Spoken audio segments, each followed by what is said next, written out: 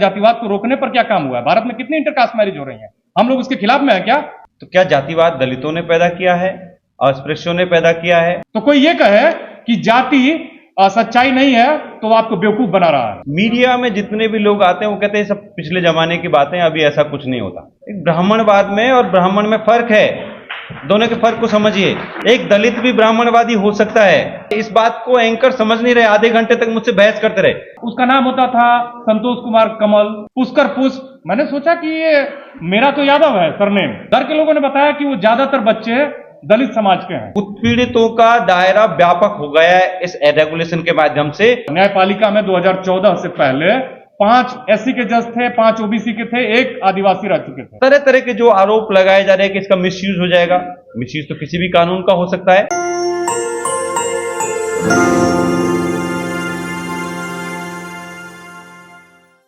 ये एक्ट आया तब भी ये रेगुलेशन, तो मीडिया में एक सहमति बनाने की कोशिश हुई कि इसके माध्यम से समाज बंटेगा।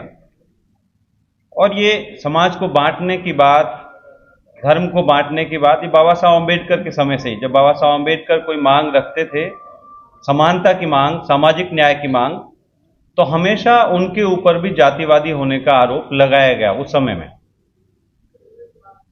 तो क्या जातिवाद दलितों ने पैदा किया है, अस्पृश्यों ने पैदा किया है, आदिवासियों ने पैदा किया है? और क्या इस समाज से जातिवाद खत्म हो चुका है? जातिवाद इस समाज की एक सच्चाई है और वो नीचे से लेकर ऊपर तक व्याप्त है। इस बात को हमको स्वीकार करना पड़ेगा, क्योंकि जब तक हम बीमारी को स्वीकार नहीं करेंगे तब तक इलाज कैसे करेंगे हम? मीडिया में जितने भी लोग आते हैं वो कहते हैं सब पिछले जमाने की बातें, अभी ऐसा कुछ नहीं होता। अंग्रेजीदार लोग भी जो अंग्रेजी के न्यूज़पेपर पढ़ते हैं, जिनके घरों में अंग्रेजी बोली जाती है, जाहिर सी बात है टाइम्स ऑफ इंडिया और हिंदुस्तान टाइम्स उनके घर में जाते होंगे। उसके मैट्रिमोनियल देखिए आप, कायस्थ बहू चाहिए, वैश्य बहू चाहिए, ब्राह्मण लड़का चाहिए। किसके लिए? दलितों के लिए ढूंढ रहे हैं वो। जातिवाद जो नीचे से ऊपर तक विद्यमान है, पहले उसको स्वीकार करिए। आप स्वीकार करेंगे और तब उसका समाधान की तरफ बढ़ पाएंगे। लेकिन हमारे एंकर तो या तो अनपढ़ हैं या उनकी बुद्धि छीन ली है किसी ने, कि वो जातिवाद और ब्राह्मणवाद और ब्राह्मण सबको पर्यायवाची की तरह इस्तेमाल करते हैं। अभी जब इसी एक्ट को लेकर, रेगुलेशन को लेकर के बातचीत हो रही थी, जेएनयू के विद्यार्थियों ने, सारे समुदायों के विद्यार्थी शामिल थे, उन्होंने एक प्रोटेस्ट निकाला जब इस पर स्टे लगाया गया कि ब्राह्मणवाद मुर्दाबाद, मनुवाद मुर्दाबाद। अब एंकर ने पहला सवाल मुझसे ये पूछा कि इनकी गिरफ्तारी होनी चाहिए कि नहीं होनी चाहिए। मैंने कहा इनकी गिरफ्तारी क्यों होनी चाहिए भाई? कि नहीं ये एक जाति को टारगेट कर रहे हैं, एक जाति को टारगेट कर रहे हैं। जेएनयू स्टूडेंट यूनियन के प्रेसिडेंट एक ब्राह्मण है, तो वो क्या अपनी जाति को टारगेट कर रही है? एक ब्राह्मणवाद में और ब्राह्मण में फर्क है, दोनों के फर्क को समझिए। एक दलित भी ब्राह्मणवादी हो सकता है, कोई भी ब्राह्मणवादी हो सकता है। जो जाति आधारित भेद को मानता है वो ब्राह्मणवादी है। इस बात को एंकर समझ नहीं रहे, आधे घंटे तक मुझसे बहस करते रहे कि आप ये तो नई बात बता रहे हैं। देखिए आप अपने, मैंने उनसे कह दिया, लाइव शो में कह दिया कि आप इतना कम पढ़े लिखे हैं, इसकी मुझे आशा नहीं थी। बेसिक बात नहीं जानते आप, ब्राह्मण और ब्राह्मणवाद में फर्क है। कि अच्छा ऐसा हो सकता है कि एक वो जो प्रोटेस्ट करने वाले हैं उसमें ऊंची जातियों के लोग भी शामिल हैं। मैंने कहा बिल्कुल शामिल है, आप जाके देख लीजिए। तो ये फर्क को आप समझें। इस रेगुलेशन का उद्देश्य है समानता लाना, सामाजिक न्याय लाना। तो पहले हमको स्वीकार करना पड़ेगा कि हमारे समाज में जाति व्यवस्था मौजूद है और समाज के रास्ते ही वो जाति व्यवस्था कैंपसों में भी घुस गई है, शुरू से घुसी हुई है और कैंपसों में विद्यमान है। अब एक इस रेगुलेशन के बारे में भ्रांत धारणा यह फैलाई गई कि मान लो ये दंडात्मक है, सिर्फ ये रेगुलेशन सजा देने का काम करता है। ये रेगुलेशन सिर्फ सजा देने का काम नहीं करता। ये लोगों के अंदर पहला उद्देश्य, इसका उद्देश्य आप पढ़िए, पूरे एक्ट रेगुलेशन को पढ़िए, ये सामाजिक संवेदनशीलता का विकास करने के लिए मुख्य तौर पर कैंपस में कोई भी बच्चे कह रहे हैं कि हमारे बच्चे कैसे पढ़ने जाएंगे, उनके ऊपर तो तुरंत ये एक्ट लग जाएगा, वो जेल में चले जाएंगे, कैसे पढ़ पाएंगे। मानो जो एक दलित बच्चा, पिछड़ा बच्चा, आदिवासी बच्चा जो बड़ी मुश्किल से एक कैंपस तक पहुंचा है, विश्वविद्यालय तक पहुंचा है, वो इस उद्देश्य के साथ पहुंचा है कि जाते ही मुझे किसी एक ब्राह्मण के ऊपर मुकदमा कर देना है। कौन सा ऐसा बच्चा है? मैं तो ऐसे किसी बच्चे को नहीं जानता। बहुत सारे दलित, आदिवासी, पिछड़ों को जानता हूं, कोई एक को भी नहीं जानता जो इस उद्देश्य से कैंपस में आया हो कि वो किसी पे जाके मुकदमा कर दे। सभी लोग पढ़ने के लिए आए हैं, लेकिन जो पूर्वाग्रह हम लेकर के आए हैं, जिसकी पहले भी बात हुई कि हमको अपने उन पूर्वाग्रहों को दूर करना है कि कोई ऊंचा है, नीचा है, जो परिवार से, परिवेश से कई बार हमें ऐसी बातें सिखाई जाती है। हर जाति धर्म में ये सिखाई जाती है, नीची जातियों के अंदर भी ये बात सिखाई जा सकती है। तो उसको दूर करने के लिए, सामाजिक संवेदनशीलता विकसित करने के लिए, सभी लोग समान है और समानता का आचरण करें, इसके लिए पहले सेंसिटाइजेशन होगा, संवेदनशीलता का विकास होगा।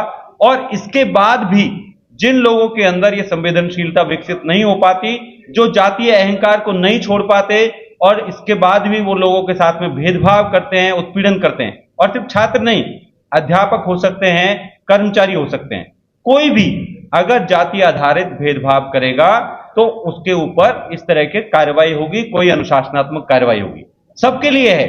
तो ये एक्ट, ये रेगुलेशन इसलिए महत्वपूर्ण है कि 2012 की तुलना में ये ज्यादा रेस्पॉन्सिबिलिटी के साथ में प्रस्तुत किया गया है। पहला सिर्फ एडवाइजरी है, 2012 वाला जो रेगुलेशन है वो एडवाइस, आपको सलाह देता है कि ऐसा नहीं करना चाहिए, ऐसा कर देना चाहिए, लेकिन कोई उसको स्ट्रॉन्ग प्रोविजंस उसमें नहीं है। अब आप देखें कि लोग विरोध क्यों कर रहे हैं। मुझे जहां से मैं देख रहा हूं, मुझे ऐसा प्रतीत होता है कि अभी तक के प्रावधानों में आमतौर पर दलित और आदिवासी, SC ST का ही प्रोविजन था। पहली बार इसमें OBC जोड़े गए हैं, विकलांग जोड़े गए हैं, और आर्थिक रूप से पिछड़ों का भी जिक्र है, लेकिन उतनी स्पष्टता से जिक्र नहीं है कि वो EWS कैटेगरी के बारे में, लेकिन आर्थिक पिछड़ेपन के आधार पर भी अगर भेदभाव है तो अब ऐसा लगता है कि उत्पीड़ितों का दायरा व्यापक हो गया है इस रेगुलेशन के माध्यम से। जो उत्पीड़ित, उन्होंने देखा कि SC ST एक्ट में बदलाव करने से 2 अप्रैल को जैसे ये सड़कों पे आ गए और सरकार को झुका दिया। इतनी अहंकारी सरकार को जो लोग झुका सकते हैं, अगर उसमें OBC शामिल हो गए, अगर उसमें विकलांग शामिल हो गए, उसमें आर्थिक रूप से पिछड़े शामिल हो गए, तो उत्पीड़ितों की कितनी बड़ी एकता का निर्माण हो जाएगा। फिर उसको हम कैसे झेल पाएंगे, उसकी चुनौती हम कैसे स्वीकार, उसको हम कैसे उसका सामना कर पाएंगे। फिर तो समानता आकर रहेगी, उस समानता का भय है। बड़ी आश्चर्य की बात है कि बाबा साहब अम्बेडकर और हमारे सारे पुरखे जिस समता के लिए संघर्ष करते हुए मर गए, उस समता को लाने में इतना वक्त लग रहा है। ये रेगुलेशन उस संवैधानिक नैतिकता के लिए है, जो संवैधानिक नैतिकता हमको समानता का आचरण करना सिखाती है। बाबा साहब अम्बेडकर ने कहा कि ये अपने आप नहीं आती, संवैधानिक नैतिकता को विकसित करना पड़ता है। तो इस तरह के रेगुलेशन उस संवैधानिक नैतिकता को विकसित करने के लिए है।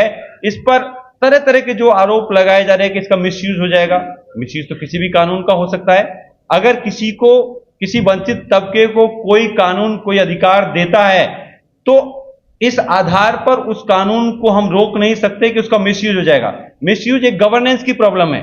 इसका मतलब उस कानून को ठीक ढंग से लागू नहीं किया जा रहा। अगर पुलिस हमारे साथ में बुरा बर्ताव करती है अच्छे कानून, अच्छे संविधान के बावजूद, तो ये पुलिस और प्रशासन की गलती है, ये संविधान की गलती नहीं है। इसलिए मिसयूज की बात करना या इस तरह की जातिवाद बढ़ने की बात करना कि हमारे बच्चों का क्या होगा, इस तरह की भ्रांतियां फैलाई जा रही है। और उन भ्रांतियों का एक ही निराकरण है कि हम इस पर खुलकर के बात करें और पहले स्वीकार करें कि जातिवाद इस समाज में है। और मुझे देखकर खुशी हो रही है कि इतना वैकल्पिक मीडिया हमारे पास है, क्योंकि मेन स्ट्रीम मीडिया कभी हमको बोलने नहीं देता, हमें सम्मानजनक जगह नहीं देता। इतने प्रोटेस्ट हुए इस एक्ट के पक्ष में, इस कानून के पक्ष में, उनको कभी नहीं दिखाया गया। और इसके विरोध में 10-5 लोग इकट्ठे हो गए, प्राइम टाइम में डिबेट्स चलने लग गई और पूरा एक माहौल ऐसा बनाया कि उस माहौल के दबाव से बड़े बड़े लोग खुद को बचा नहीं पाए। ऐसा लगा पूरा देश इस रेगुलेशन के खिलाफ में उठ खड़ा हो गया है। ये जो हमारे इतने सारे लोग हैं जो यहाँ पे रिकॉर्ड कर रहे हैं, इनके माध्यम से मैं समझता हूं कि देश के बहुसंख्यक लोगों के पास में, जो बहुत बड़ी तादाद में आजकल लोग सोशल मीडिया के माध्यम से एक दूसरे से जुड़े हुए हैं और अब वो मुख्य धारा की मीडिया को छोड़ चुके हैं, उन तक ये बात जाएगी और वो इस बात को समझेंगे कि ये सामाजिक समरसता के लिए, सामाजिक संवेदनशीलता के लिए है और कैंपसों को भी लोकतंत्र का हिस्सा बनाने के लिए है, जिससे कि हम उस लोकतंत्र के लक्ष्य को पा सकें और भारत को असल मायने में जिस तरह के लोकतंत्र की हम बात कर रहे हैं वैसा लोकतंत्र, एक समावेशी लोकतंत्र बना सके। बहुत बहुत धन्यवाद। स्कूलों में मैंने महसूस किया, लोग कहा करते थे कि यादवों की बुद्धि जो है वो 12 बजे खुलती है। मैं सोच के हैरान रह गया। मैं गया और अपनी माँ से पूछा, माँ भी मेरी अनपढ़ थी।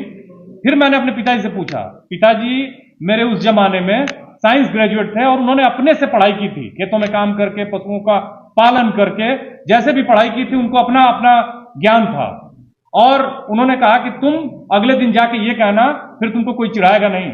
मैं गया और मैंने कहा, कोई मुझे दोबारा किसी ने कुछ नहीं कहा, लेकिन चिढ़ाया जाता था, आपको टीज किया जाता था और कहा कि घुटने में होता है दिमाग, 12 बजे बुद्धि खुलती है, घुटने में होता है, बुद्धि नहीं होती है। तो बुद्धि किसके पास होती है? जब मैं धीरे धीरे बड़ा हो रहा था इस ज्ञान के साथ, तो मैंने देखा कि मेरे जिले में जितने भी, चाहे वो बीसी बच्चे थे, चाहे वो दलित बच्चे थे, मैं कक्षा 6वीं में जिला स्कूल में पहुंचा और जिला स्कूल में पहुंचने पे मैंने देखा कि जो क्लास का 125 का क्लास होता था पहले तो, और उस क्लास में जो सबसे सीधा बच्चा होता था उसका नाम होता था संतोष कुमार कमल, पुष्कर पुष्प। मैंने सोचा कि ये मेरा तो यादव है सरनेम, पुष्प कमल, और जो क्लास के सबसे बढ़िया बच्चे होते थे उनके नाम इस तरह के होते थे। फिर मैं घर आया, पूछा मैंने, घर के लोगों ने बताया कि वो ज्यादातर बच्चे दलित समाज के हैं। फिर मुझे धीरे धीरे जातियों का एहसास होने लगा, समझ में आने लगा कि कुछ लोग अपनी जाति क्यों छुपाते हैं और कुछ लोगों की जातियों का मजाक क्यों उड़ाया जाता है और कुछ लोग अपनी जातियों पर दंभ क्यों करते हैं।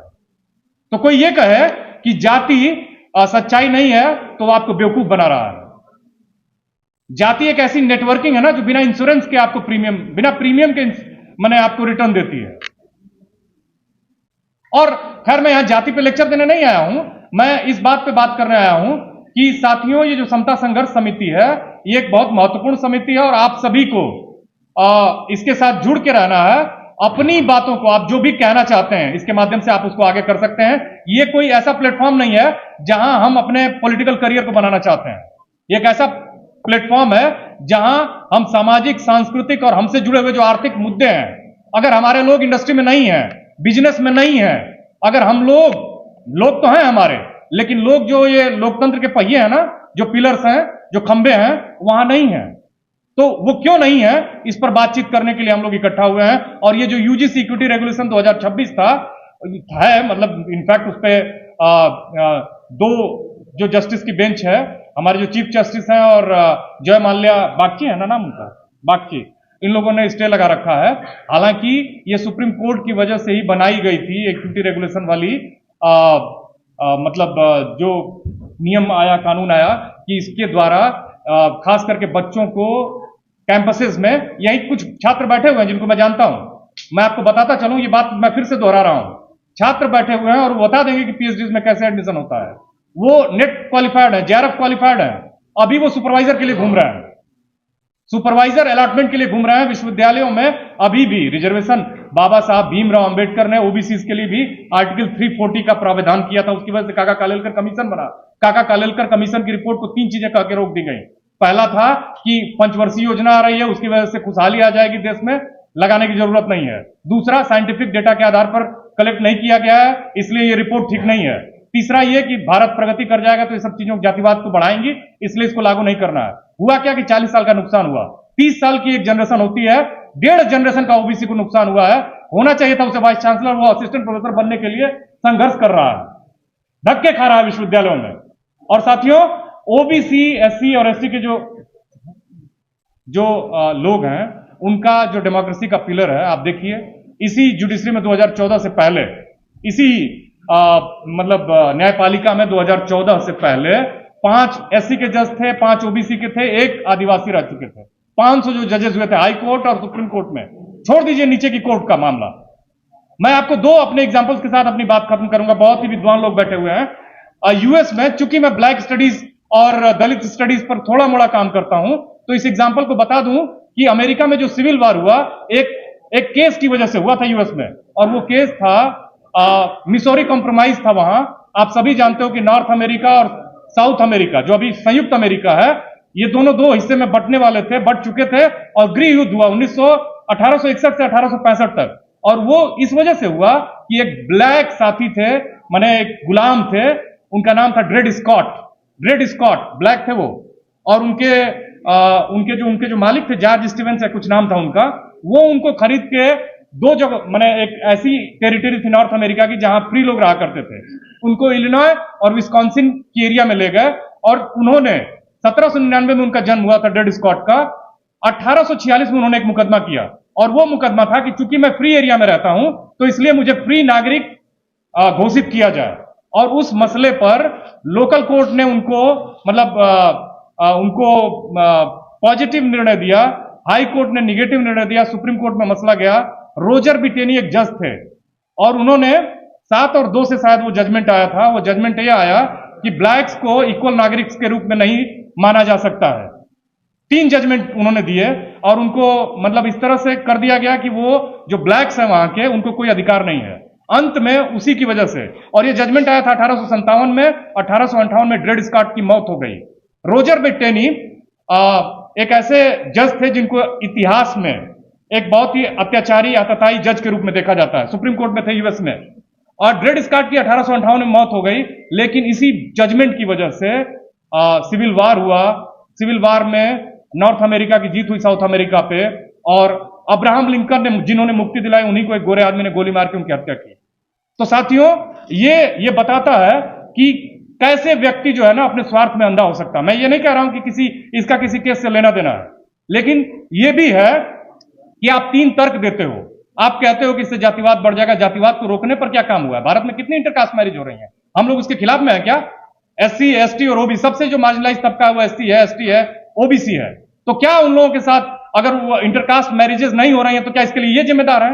ये जाति नहीं खत्म हो रही है तो कौन जिम्मेदार है? अगर ये जितने भी पिलर्स हैं उसमें ऊपर नहीं आ रहे हैं तो कौन जिम्मेदार है? इस पर कौन बात करेगा? अगर काका कालेलकर नहीं लागू हुआ, ओबीसी की बड़ी आबादी है बिहार में, आपने देखा कि 63% के आसपास आबादी है, 10% अपर कास्ट आबादी है। पार्लियामेंट में, मैं नहीं कह रहा हूं, क्रिस्टोफ जेफरलो कह रहे हैं, पार्लियामेंट में इनकी आबादी 43% है। मैंने आबादी नहीं, इनके ये रिप्रेजेंट कर रहे हैं, पार्लियामेंटेरियंस हैं। जुडिशरी में देखिए आप, अगर जज नहीं बन रहे हैं हम लोग तो क्या गड़बड़ है? मेरे साथ, मैं स्वस्थ आदमी हूं, विज्ञान कहता है, यहीं कई वैज्ञानिक बैठे हुए हैं, सभी जानते हैं, विज्ञान कहता है कि 6 साल तक जो बढ़िया से खाता है, जितना प्रोटीन खाना चाहिए उसको मिलता है, तो वो बौद्धिक रूप से कमजोर होगा ही नहीं, हो ही नहीं सकता है। तो कमजोर नहीं, इसका मतलब कि कमजोर है ये लोग, और इसका मतलब है, बुला दें हम, ठीक है। तो 3-4 बातों के साथ मैं अपनी बात खत्म करता हूं कि बस 1 मिनट लूंगा, बस यही है मसला कि ना ही जुडिशरी में है, ना ही कार्यपालिका में है, ना ही विधायिका में है। मीडिया की हालत तो आप देख ही रहे हैं। जो हमारी मीडिया है, ये यूट्यूब मीडिया, इनका अभिनंदन करिए जोरदार तालियों से। ये बहुत मुश्किलों से आते हैं, यूट्यूब ने व्यूज घटा दिए हैं, तमाम तरह की चीजें हो गई हैं, ये स्ट्रगल कर रहे हैं, और ये हमारी बातों को आगे पहुंचाते हैं। हम सभी साथियों का अभिनंदन भी करते हैं, और आप हमारे एक मजबूत पिलर हैं आने वाले समय में। बहुत सही बात है गजेंद्र जी, ये एक बहुत बड़ा हमारी शक्ति होने जा रही है। मैं इन्हीं बातों के साथ अपनी बात समाप्त करता हूं।